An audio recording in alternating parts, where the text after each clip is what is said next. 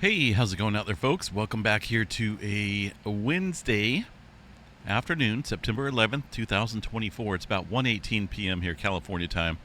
Earthmaster here, jumping in with a complete update on space weather, earthquake activity, and tropical activity right now. Approaching the New Orleans area, Louisiana, getting hammered with some of the outer bands here of Hurricane Francine, which is currently at a let's see what we're at as far as level goes. Looks like about 90 mile per hour sustained winds here as of 1 p.m. Central Time. So it looks like it may be just a little old.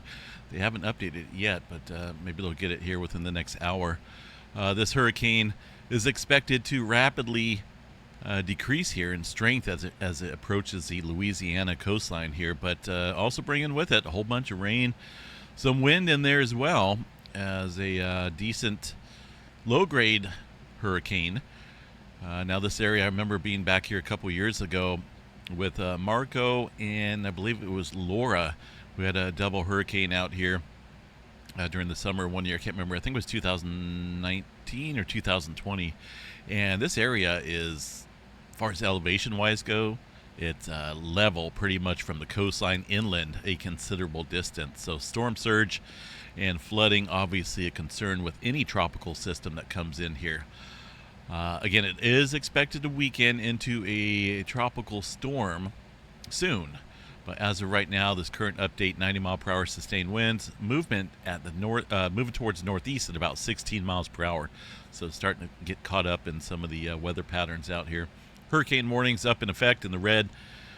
Blue are the tropical storm warnings, which stretch further here across the eastern areas of eastern southern coastline here of Mississippi and Alabama.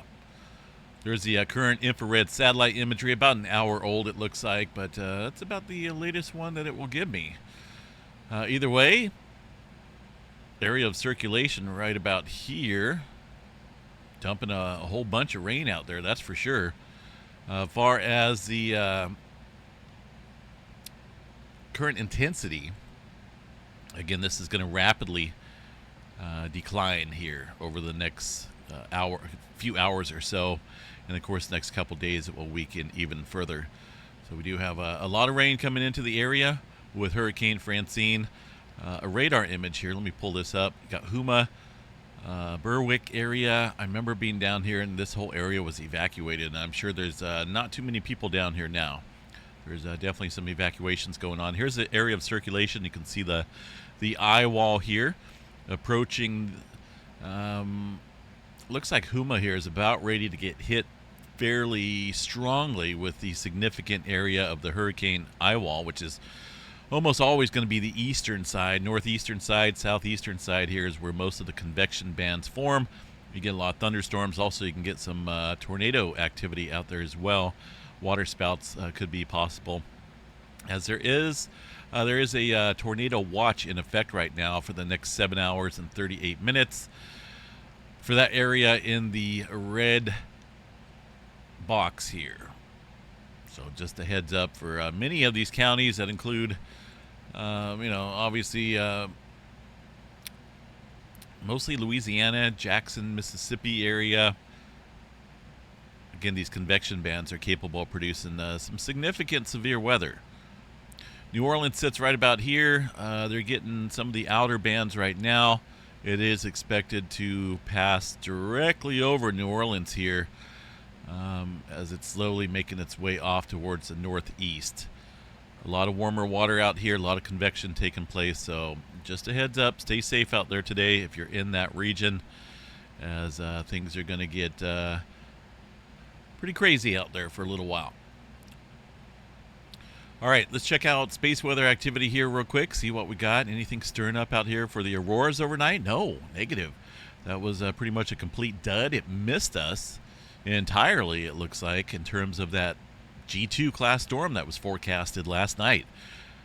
Nothing really came in. KP index up around 2, maybe 3, but that was about it. Our next potential here for G2 storming will occur on the 13th UTC time here. Look at the detailed forecast. Here is tonight's forecast. Now this is tomorrow night's forecast here for Thursday night. All right, this is when our G2 storm is supposed to come in, but this is exactly what it looked like last night, and nothing happened. This one, though, appears to have a little bit more Earth-directed component in terms of the CME activity. Let me go over here and show you guys from the official site here. Where are we? I literally have hundreds and hundreds of bookmarks here. And believe it or not, I actually utilize all of these, but it'd be nice if I could sort these out into, categorical. It'd be fairly neat and a little bit easier to find some of these websites. Let me start over here. It's not too far down the list where the, there we go, Electric Power Company Space Weather Prediction Center here shows the potential arrival of a couple different CMEs. As we go back on the 9th and 10th, watch the sun here producing some CMEs. Now the first one here, this is what's coming in tomorrow night. That is actually what looks to be a combination of one strong one and then maybe a weaker one behind that as a cannibal CME. And most of the time when those take place there, we get hit fairly hard in terms of the plasma cloud. So that should stir up tonight, or not tonight, excuse me, tomorrow night, the CME activity. Expecting an elevated speed, density plasma. So it should kick up this whole event here from last night. I think it was just a fluke there because we didn't get anything, and I'm not for sure exactly why they forecasted a G2 storm last night, but it was up there. Maybe from a glancing blow from a CME on the far side, or on one of the western or eastern limbs out there. But either way, tomorrow night here looks to be promising, as it's a direct impact here on our planet, at least east to west. Whether it's north to south here, we'll have to see. But it was a full halo CME, so we should be included regardless. Earth here in the green, significant impact there. We'll watch for that G2 storm here tomorrow night. Here's the view line, fairly low on the latitude scale here. North Dakota, South Dakota, Nebraska. If things stir up as powerful as they are expecting, and the BZ component there is pointing south or tilted south, then things could really get amplified here tomorrow night. Could see even the auroras down into some further locations there. So we'll check back on that tomorrow in the morning update. Tonight, again, not so much. All right, flaring activity. A couple of flares out there in the last 24 hours. Some M-flare activity. 1, 2, 3, 4, looks like. 4 of them. And we do have a number of sunspots out here. Let's take a look here at the most current magnetogram image, which would show us the complexity of these sunspots.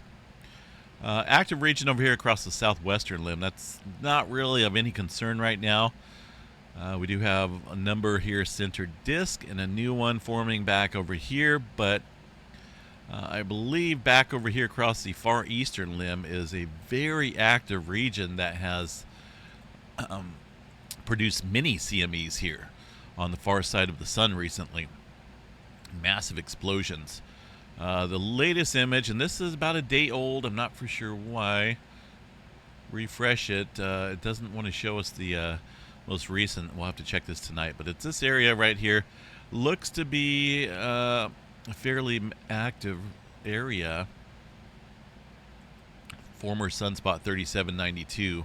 Just barely able to see a little bit of it here on the UV filter here of the sun.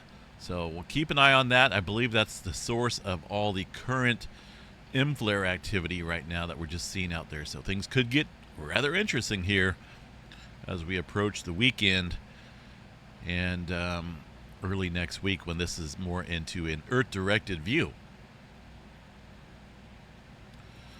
All right, the Storm Prediction Center here, far as severe weather goes. Of course, down in the southeast area.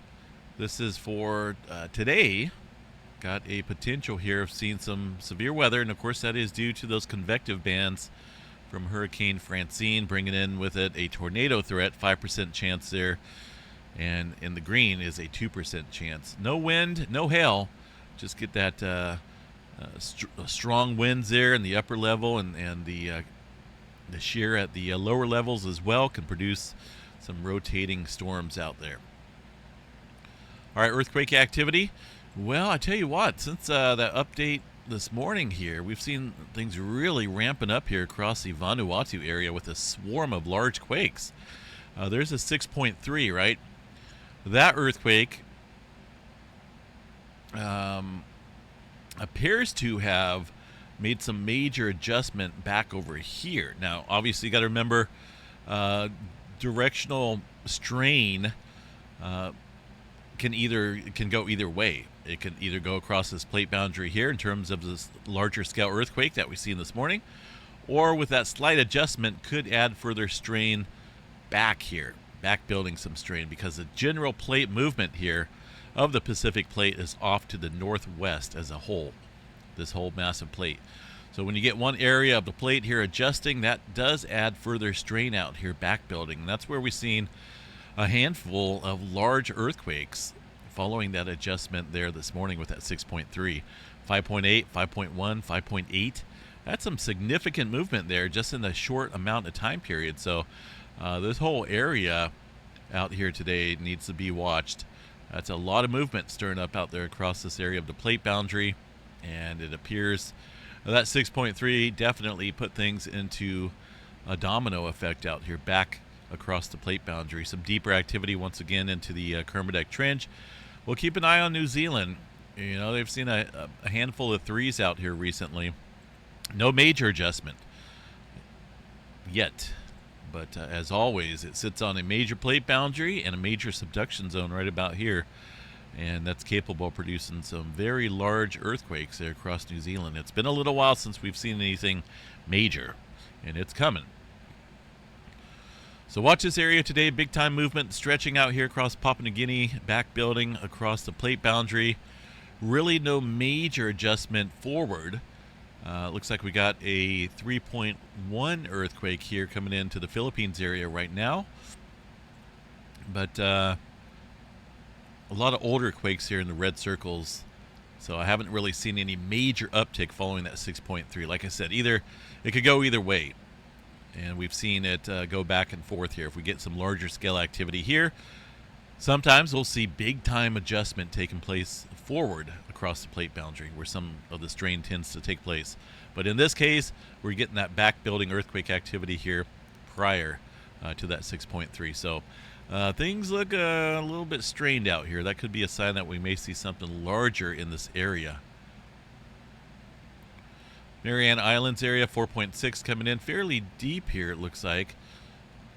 111 miles deep here into the Mariana Trench for a 4.6. That earthquake coming in here following the 6.3. So I guess we did have a little bit of adjustment up here across the western area of the Pacific plate as a whole, due north of that 6.3 today. It looks like about an hour following that 6.3. Get some adjustment up here. Let's check out California, see what's going on out here for any major movement. 2.5 map and above shows California as a quiet area for right now. Yes, there is a handful of microquakes, and along any major plate boundary, we're almost always going to see earthquake activity in the microquake range. About 32 earthquakes here in the last 24 hours around the Southern California area. Nothing major. No major swarms or any major specific area that's seen any uptick today. So we'll just continue to watch it. A couple days of quietness, but that can all change in a blink of an eye. Northern California here off of the Calaveras Fault Zone. Actually on the Calaveras Fault Zone. A couple smaller quakes here this morning, but really nothing big. One earthquake here around the Lake Pillsbury area of Northern California along the coastal range, the Bartlett Springs Fault. This area produced a I think it was a 5.7 out here a few years back. I remember filling it here in the Chico area shook my bed pretty good. I thought the kids were jumping around in the house here, but that was a nice little jolt. So a little bit of earthquake activity stirring up on that specific fault system now with a 1.3. Some small activity outside of Reno, nothing big there for now, and a couple smaller quakes out there from yesterday and today around the Sierra Nevada mountains. Nothing going on across Oregon or the Cascadia subduction zone for now, and minimal earthquake activity at best up there across the Pacific Northwest. Nothing of any unusual activity to note. Yellowstone National Park out here, super volcano. It's a big name, but right now it's sleeping like a baby, and that is a good thing. No major adjustment going on. There's one earthquake, one little spike of an earthquake right here. That spike did show up on Norris Junction, Purple Mountain, over here around Horse Butte as well. But really not a whole lot going on, and looks like it was only a 1.6 or so, at least for that one over there across the Hebgen Lake Estates, where they had looks like they had a couple more here in the last few hours. But there was a local seismic event here. Yeah, maybe it is at 1.6. Yeah, that does have to be the 1.6 there in that chart. Either way, it showed up. Okay, not a big earthquake. Nothing big going on there across Yellowstone National Park for now. And we would know about it, right? Obviously, there would be some major inflation. And if anything, we've been deflating for quite a while. Texas area, Oklahoma, movement out there in the oil and fracking pads. Nothing major going on out there across the eastern portion of the country. And the majority of this earthquake activity here around the Caribbean area, northern edge of the Caribbean plate, all from yesterday. Now, aside from a 3.6 and a little small 2.7 around Puerto Rico area, things have calmed down here for now. All the movement obviously well positioned and spotted out here across this area of the Pacific plate, and the interaction here around that plate boundary. Definitely big time picking up right now. South America, not a whole lot going on. There's that swarm from yesterday in the South Sandwich Trench, where we've seen a handful of earthquakes. Look at that. Multiple fives, a couple fours in there as well, in one location. Remember back in 2021, the year of the 8-pointers, we've seen one 8-pointer down here, an 8-pointer out along the Kermadec Trench, and one up in Alaska. And that was the last 8-pointer that we had. And normally we should see an 8-pointer, if not every year, every other year. So it's been 3 years now since we've seen an 8-pointer. And that was positioned down here across this area of the South Sandwich Trench. You're always getting earthquake activity. But more notably, this deeper activity here into the subduction zone, 60, 70 miles deep here, has triggered strain up here across this area, the main plate boundary here of the South Sandwich Trench. That could be a sign here that we could be seeing something bigger up here on the northern edge. Remember that all the activity here in 2021 took place roughly center portion south here, so we could see some further activity up north in the larger scale larger scale possibilities. You just never know. It's a major subduction zone. So, all right, let's check out anything else going on out here. I know we got a lot of hurricane activity, big time winds out there, making a big story with all the storm chasers. It's a little dangerous out there. Like I said, the elevation out here across Louisiana and the bayou area is neutral. Pretty much from the shore, there's a couple sand dunes out here, but everyone has their house or their house or business up on I don't know, 20 or 30 foot high posts. That water storm surge can get quite high out there across New Orleans area and all throughout this area of the Gulf Coast. Another look here at the satellite view. There's a tornado watch here in the red box, and the eye wall quickly approaching the Huma area. This is where all the heavier bands of rain is going to stir up here today or in the next hour or so, and then this will slowly move off towards the New Orleans area, and then hopefully it will weaken because there's a lot of rainfall coming into that area right now. A lot of wind as well. couple spikes of some earthquakes there on the Grapevine Ranger Station. Now, I haven't really seen a whole lot of earthquake activity out here where that station is. It's normally the station's somewhere out here, I believe, south of Tonopah. We've seen a couple earthquakes this morning, 3.5 in Nevada, but that swarming region, remember that that we've seen here over the last couple weeks across the Goldfield Hills area? It's showing some earthquake activity here on the seismograph stations, a couple of them, a couple of small spikes, but nothing showing up here on the USGS map. So continue to watch that. So we, obviously we do have some earthquake activity here, and it looks like another one coming in here in the last 30 minutes or so, just off the San Andreas Fault. So we'll continue to watch this, see how it plays out today, folks. Hope everyone's having a good day. We'll catch you guys back out here a little bit later on this evening, unless something major happens. Have a good day.